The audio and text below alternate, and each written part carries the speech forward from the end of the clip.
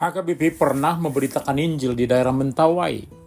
Setelah beberapa lama kemudian, semua pemberita Injil kembali ke HKBP untuk memberi keleluasaan bagi jemaat di sana dalam kemandiriannya. Namun seorang pendeta yang pernah memberitakan Injil serta memberikan pendidikan teologi bagi para pelayan di sana menuliskan catatan kecil. HKBP terlalu cepat memandirikan jemaat tersebut yang berdampak kepada pergerakan selanjutnya. Samaria yang sudah menikmati Injil masih butuh pelayanan dari Yerusalem untuk memperlengkapi jemaat di sana. Demikianlah dalam penyebaran berita Injil.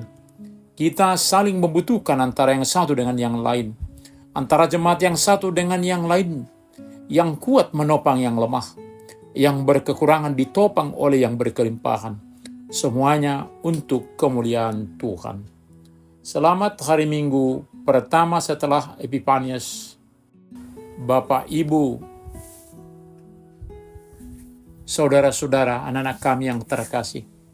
Mari kita bersukacita dengar-dengaran akan firman Tuhan yang selalu menyegarkan kehidupan kita. Immanuel, kita berdoa.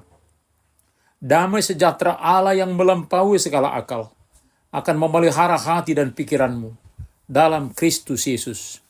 Amin. Firman Tuhan bagi kita tertulis dalam Kisah Para Rasul 8 ayat 14-25. Ketika rasul-rasul di Yerusalem mendengar bahwa tanah Samaria telah menerima firman Allah, mereka mengutus Petrus dan Yohanes ke situ. Setibanya di situ, kedua rasul itu berdoa supaya orang-orang Samaria itu beroleh Roh Kudus. Sebab Roh Kudus belum turun di atas seorang pun di antara mereka, karena mereka hanya dibaptis dalam nama Tuhan Yesus. Kemudian keduanya menumpangkan tangan di atas mereka, lalu mereka menerima Roh Kudus. Ketika Simon melihat bahwa pemberian Roh Kudus terjadi oleh karena rasul-rasul itu menumpangkan tangannya, ia menawarkan uang kepada mereka, serta berkata, "Berikanlah juga kepadaku kuasa itu, supaya jika aku menumpangkan tanganku di atas seseorang, ia boleh menerima Roh Kudus." Tetapi Petrus berkata kepadanya, "Binasalah kiranya uangmu itu bersama dengan engkau, karena engkau menyangka bahwa engkau dapat membeli karunia Allah dengan uang. Tidak ada bagian atau hakmu dalam perkara ini, sebab hatimu tidak lurus di hadapan Allah. Jadi bertobatlah dari kejahatanmu ini, dan berdoalah kepada Tuhan supaya Ia mengampuni niat hatimu ini. Sebab kulihat bahwa hatimu telah seperti empedu yang pahit, terjerat dalam kejahatan." Jawab Simon, "Hendaklah kamu berdoa untuk aku kepada Tuhan, supaya kepadaku jangan kiranya terjadi segala apa yang telah kamu katakan itu." Setelah keduanya bersaksi dan memberitakan firman Tuhan, kembalilah mereka ke Yerusalem, dan dalam perjalanannya itu mereka memberitakan Injil dalam banyak kampung di Samaria. Amanat agung yang diperintahkan Tuhan Yesus dilakukan oleh para murid. Ini jelas nyata sebab berita Injil sudah tersebar sampai di Samaria. Injil adalah untuk semua orang. Bila mana dikatakan Samaria musuh orang Yahudi, tetapi berita sukacita dinyatakan juga bagi mereka. Tantangan yang dihadapi umat percaya seperti Stefanus, martir pertama, tidak mematikan semangat mereka memberitakan berita sukacita tersebut. Sebab darah para martir adalah benih gereja. Injil tidak dapat dibelenggu, namun terus menyebar ke berbagai tempat di penjuru dunia. Para rasul bersukacita akan pemberitaan tersebut, tetapi pemberitaan Injil yang sudah diberitakan di sana bukan berarti langsung dibiarkan begitu saja. Tetap masih diperhatikan oleh para rasul di Yerusalem, kemudian mengutus Petrus dan Yohanes ke sana.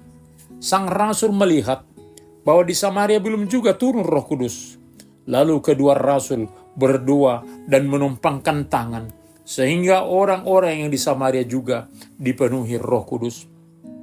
Namun suatu hal unik terjadi.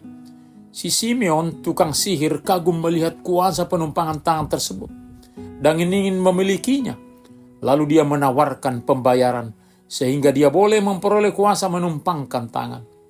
Dia melihat setiap orang menerima berbagai karunia seperti berbahasa roh, menafsirkan bahasa roh, berkata-kata hikmat, mengadakan mujizat, menyembuhkan, bernubuat, dan sebagainya.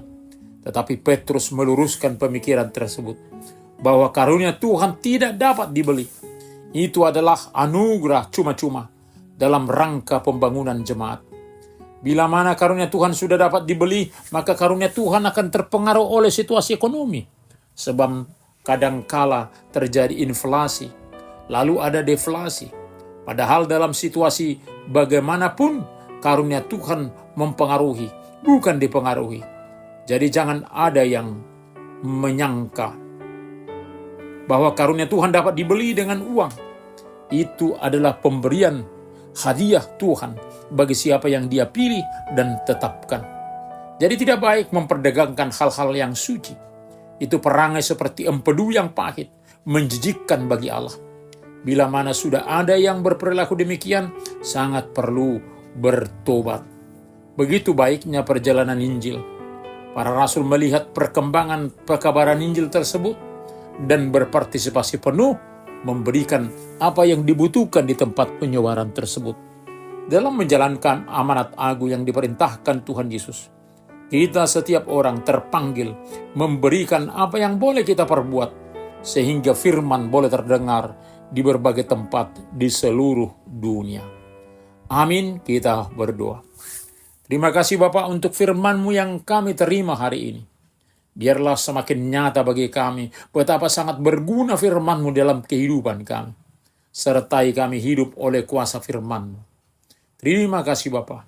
Hanya dalam nama Tuhan Yesus kami berdoa. Amin.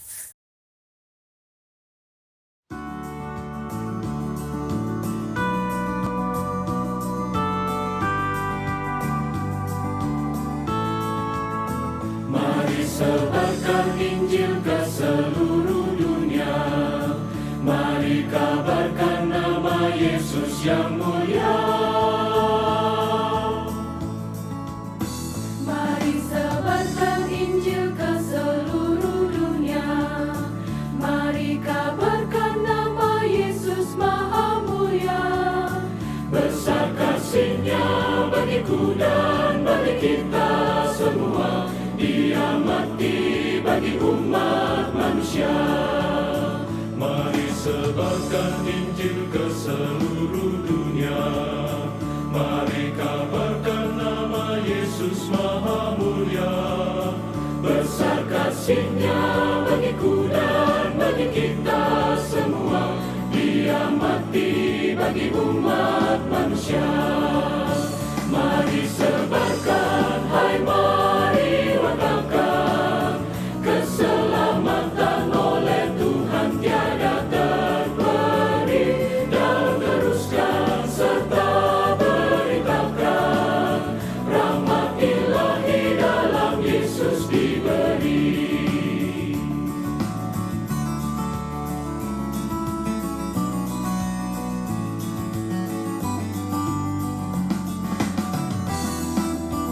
Bukalah hatimu, mari terima Dia. Buanglah congkakmu dan tetaplah percaya. Dekaplah Yesus Tuhanmu agar hidupmu berseri. Segala puji bagi Tuhan diberi. Mari sebarkan, hai mari wartakan, keselamatan oleh Tuhan tiada terperi. Dan teruskan serta beritakan, rahmat ilahi dalam Yesus diberi. Mari sebarkan, hai mari wartakan, keselamatan oleh Tuhan tiada terperi. Dan teruskan serta beritakan, rahmat ilahi dalam Yesus diberi. Rahmat ilahi dalam Yesus diberi. Rahmat ilahi dalam Yesus diberi.